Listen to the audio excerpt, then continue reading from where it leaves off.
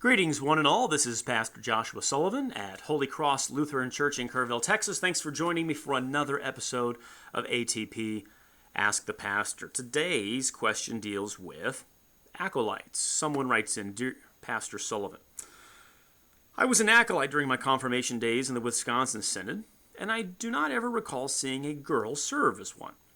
Now I've seen girls serve as acolytes in both the Wells and the Missouri Synod. This has led me to ask three questions about acolytes. First, when did the practice of acolytes start? Second, when did the practice of girls also being acolytes start? From what I can tell, maybe 25 years ago.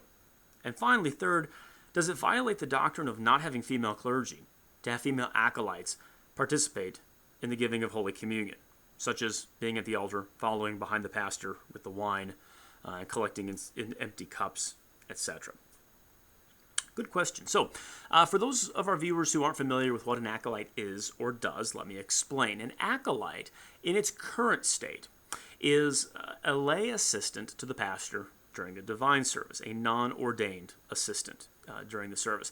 Acolytes' duties are generally limited to lighting and extinguishing of candles on the altar and in the chancel area. And as our viewer writes in, says, in some congregations, the acolyte also assists the pastor with the distribution of the Lord's Supper, such as holding a tray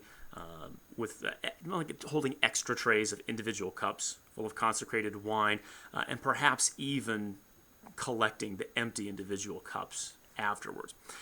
I too served as an acolyte during my junior high days, and to this day, there's one lesson that I still remember from that time, which is keep your wick short. For those of you that don't know, the longer that your wick is, the bigger the flame is going to be. And as the flame's size increases, so does the chance of disaster. So keep it short. But in all seriousness, for me, and for many others as well, serving as an acolyte was a good and age-appropriate introduction to the office of the holy ministry and to the life of the church. Now, let's get to your questions then. So when did the practice of acolytes begin? The office of acolyte, or the position of acolyte, actually is from antiquity. From what I can gather, the office of acolyte was a grade within the office of the ministry. It was a minor order reserved for those who would one day go on to become priests. Now, what this means is that historically, it was limited to men, since the scripture limits the office of the holy ministry to men. The word acolyte comes from the Greek word, which means follower, and that's really a good description of what an acolyte does. An acolyte follows the presiding minister around during the divine service, attending to little things like lighting candles and assisting here or there. Also, I was able to find out that in the Roman Catholic Church, acolytes, along with readers, were considered minor orders until 1972, when Rome then at that time dropped the idea of minor orders altogether and instead called readers and acolytes ministries to which laity could be assigned. It seems as if the Lutheran Church in North America had lay acolytes before 1972, though. In a book published by Augustana Press in 1957 entitled The Acolyte, the author writes this: Within the past 50 years, there has been a resurgence in the entrance of this lay service. Acolytes are now pressed into candle-lighting, cross-bearing, light-carrying, flag-bearing ministries in God's house. Now, for this reference, the best thing I can say then is that the practice of lay acolytes, at least within the American Lutheran Church, probably goes back to the early, mid-20th century. Now, as far as girls serving in the office of acolyte or serving as acolytes, I can't specifically speak to that. I imagine that it was about the same time that women were allowed to vote in some denominations, and while women were allowed to be ordained into the pastoral office in other denominations, which would put us right around the late 1950s, 1960s. Now, this is purely speculation on my part, but I imagine that the reason for allowing girls to serve as acolytes was twofold. I imagine that first it was partly due to the influence of feminism in the church. Feminism wanted to establish, and still does, wants to establish an interchangeability between men and women in matters of role and in matters of duty, even in the church. Now, second, going on at the same time as feminism was what I like to call the lay participation or lay involvement movement in the 1960s and 70s. This was the movement that brought out things like the everyone a minister mentality. This everyone a minister movement that was flawed because it's ultimately built upon a misunderstanding of the priesthood of all believers that sought to destroy the line between pastors and hearers, like we see in the Small Catechism. What folks were saying at that time, and I've read some of the literature, was basically something like, if you don't get lay people involved in the church in these small ways, they're going to leave your church. Now, from where I'm sitting, I don't see any compelling theological or practical reason to allow young ladies, girls, to serve as acolytes, when historically it's been an order and a service that's restricted to men and specifically connected with the office of the holy ministry, with the pastoral office. Now, does that mean that the practice of having girls serve as acolytes violates the scripture which limits the pastoral office to men? I don't think so. I don't think that's necessarily the case, simply because the way that acolytes are used in contemporary Lutheranism, the office of acolyte doesn't bestow any sort of authority over anyone. It's purely a position of service in the church.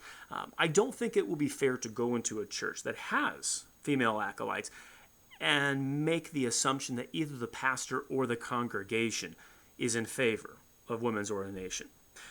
Now, that being said, I do think that this is something that needs to be given some more attention in our own day. It's worth noting that acolytes and readers, as we mentioned before, both considered minor orders throughout church history, that is, man-made grades within the office of the ministry. Both of these have run parallel courses.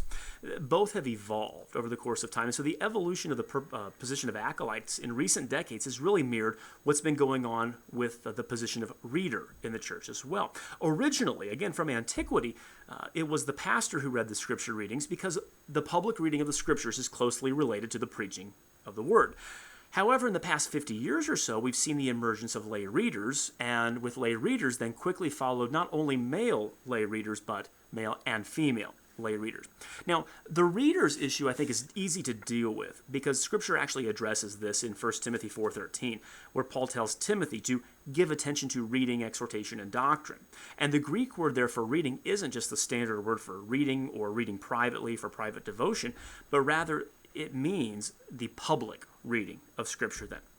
And so I think the best practice regarding readers is simply to not have them and to keep that within the pastoral office. Now, here's where we're not comparing apples to apples anymore, because whereas readers are specifically mentioned in Scripture, then the reading of the Scripture publicly, lighting candles isn't. And so that's why we say it's not an apples-to-apples comparison here. I say this mainly to note the parallel between lay readers and lay acolytes in our own time. And they kind of followed the same course then. I think, and this is strictly my opinion, based on what I've gathered, the research I've done here for this ATP video here, is that either the pastor needs to light and extinguish the candles, or if a pastor and congregation wants to retain the practice of lay acolytes, then they need to restrict it to males only. Now, this is for a couple of different reasons. I think, first of all, this would maintain the historic link between the order of acolyte and the pastoral office.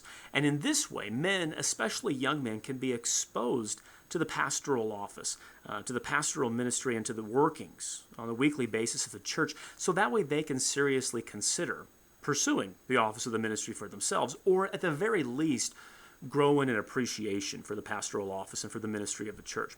I think the other reason to restrict acolytes to being male only is that the practice of having only males as acolytes confesses against the interchangeability of men and women as preached by feminism that's become so ingrained in our modern American culture. I think if girls want to serve their Lord in an appropriate way, I would encourage them to join the altar guild and to learn there the proper care of God's house, the proper care of the sacred vessels for the Lord's Supper. That's a service that's just as helpful as the acolyte service, and a service that doesn't give the impression that there's any sort of interchangeability between the sexes.